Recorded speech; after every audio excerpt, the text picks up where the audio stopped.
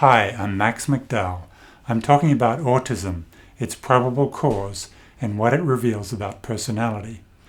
Autism begins with an early disruption that triggers a cascade of learning failures. These failures in turn produce the symptoms of autism. These are critical facts that are completely accepted by autism experts. But they raise an immediate question: what is that early disruption? By now, in the year 2021, experts have been trying for 80 years to find the cause of autism. This is extraordinary. In 80 years, science has made enormous progress, and yet, in 80 years, we have not answered this relatively simple question: what causes autism? We need to think about this in a different way. I started out as a molecular biologist at Otago University, then Duke University, then MIT. Then, as a psychoanalyst, I've been practicing in New York for 30 years. What I say here combines these two different viewpoints. Autistic adults seem to have brain differences, but the brain is plastic. It is structured by its activity. Brain differences are likely to be the consequences of autistic behavior.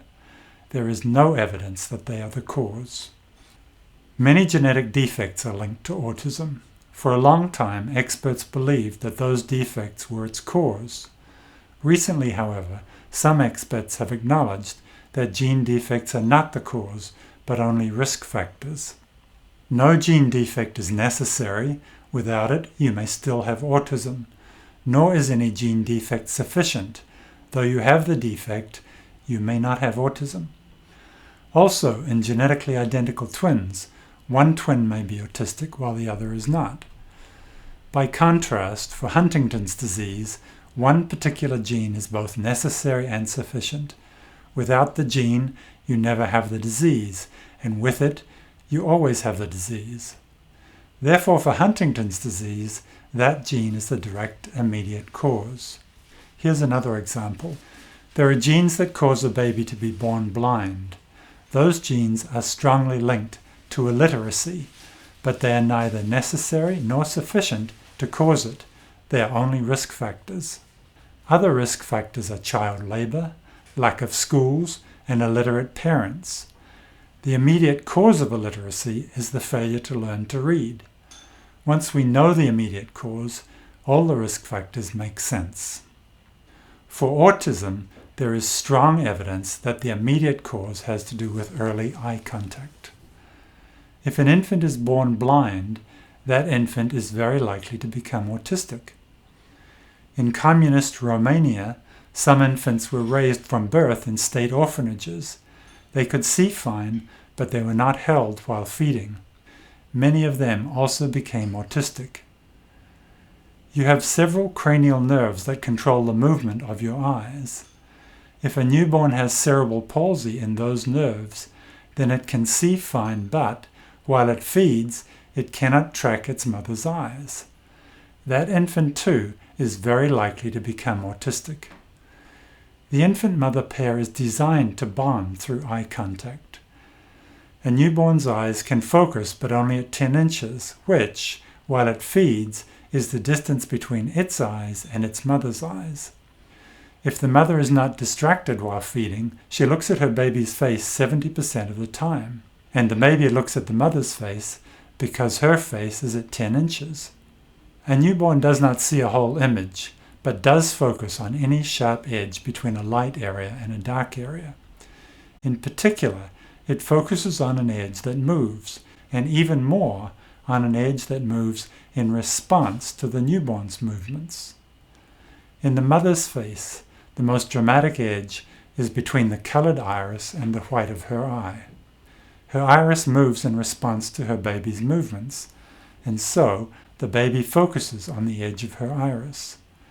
As a result, in about 4 to 6 weeks, the baby finally understands that the mother is looking at it, and the mother sees that her baby understands. This delights and excites them both. They laugh together and play many more eye and face games. A whole cascade of infant development begins with that initial eye bond. Now, what I have said so far is not controversial. It is all scientifically proven. People agree on it. but what I am about to say is controversial. Failure to form that early infant-mother-eye bond is probably the direct cause of autism. I first published this idea in 2004, and then again in 2010 in the journal Biological Theory at MIT Press. So this idea has been around for 2 decades, and in that time more evidence for it has accumulated. But still it has not been proven or disproven.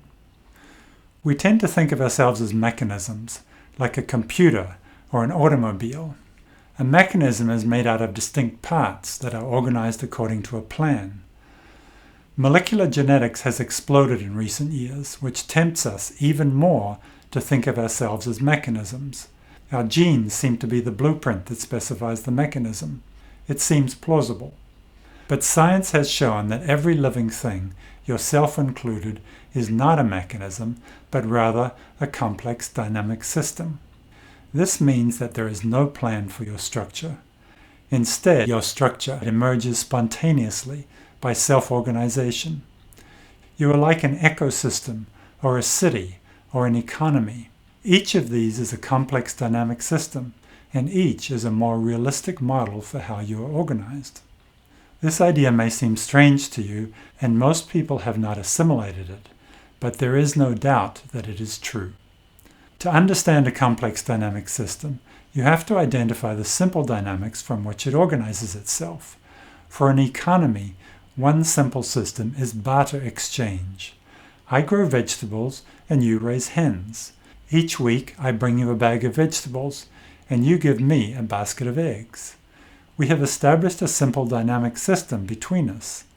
Out of such simple dynamics, over time, a complex economy can evolve. Your personality, likewise, is a complex dynamic system, which means that, likewise, it must begin with a few simple dynamics of exchange. One such simple dynamic of exchange is infant-mother eye contact. So why is my proposal so controversial? A political reason began in the 1940s with the refrigerator mother theory. Autism was supposed to be caused by mothers who were cold and withdrawn. This was the blame game, so prevalent in psychotherapy, in which mothers are blamed for almost everything. Blaming mothers for autism made them unbearably guilty and demoralized. When the theory was debunked, as it was, parents began a strong movement to insist that they were not to blame. But what I propose is not at all a refrigerator mother, only that there is a short window of opportunity, very early, when the infant-mother eye bond can form.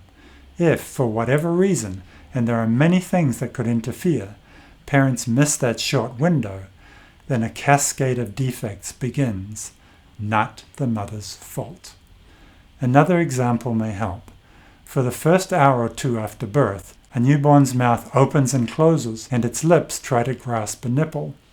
If the baby finds the breast right then, it attaches easily. The baby's grasp on the nipple triggers the milk, and the milk triggers the baby to suck, and so feeding begins. But sometimes the mother cannot breastfeed at birth, and there are many things that can interfere. A day later, breastfeeding is much harder.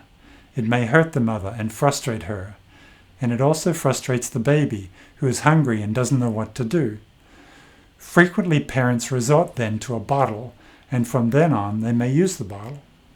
Again, a very early window of opportunity that can be missed for many reasons, not the mother's fault. Why is it urgent that we find the immediate cause of autism? When it is severe, it can be a devastating disorder. We must do whatever we can to prevent it.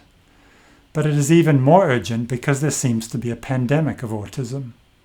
In a population, genes do not change quickly. Thus, a genetically caused disease cannot become a pandemic. If autism was genetic, a dramatic increase was impossible. But everywhere in the world, a dramatic increase was being measured. So it was argued that the increase was not real.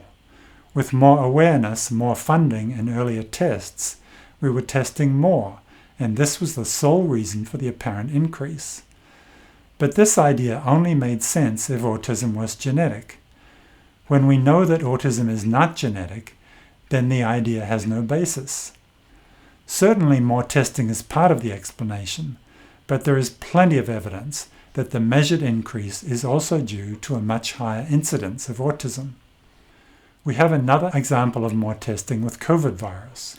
Recently it was suggested again and again that the measured increase in COVID infection was not real, but only an artifact of more testing. This false idea was dangerous. It led to many unnecessary deaths. Likewise, the idea that autism's apparent increase is not real is unproven and it is dangerous. We are not searching for the cause of an increase if we deny that there is an increase. There is statistical evidence for my proposal. In the state of Oregon, eastern counties are very dry, while western counties have high rainfall. In 2006, Michael Waldman, a Cornell economics professor, showed that, going west in Oregon, county by county, as the inches of rainfall increase, the incidence of autism increases to a corresponding degree. Rainfall is linked to TV watching. A mother in a western county is more likely to feed her baby indoors, more likely to be watching TV, and so more likely to be distracted from looking at her baby's face as she feeds it. Waldman also showed that in the state of Pennsylvania, during the time that it took to introduce cable television, county by county, autism increased in lockstep, county by county. In 2006, TV was the main glowing screen that could distract a mother's attention. Now, a mother often has a smartphone in her hands while she feeds her baby. An environmental cause for the worldwide increase in autism would require a worldwide change in the environment. TV and the smartphone have both been worldwide changes. The decades in which their use has increased dramatically are the same decades in which autism has increased dramatically. In South Korea and Japan, smartphone use is extremely high, much higher than in other developed nations. And in those two countries, the incidence of autism is also extremely high, much higher than in other developed countries. But we depend on glowing screens, and there are huge corporations that need us to use them. We will not welcome the idea that those screens may severely injure our children. What I have said here also shows how autism sheds light on the organization of personality. For more, see the paper I published in Biological Theory at jungny.com. Thank you and goodbye.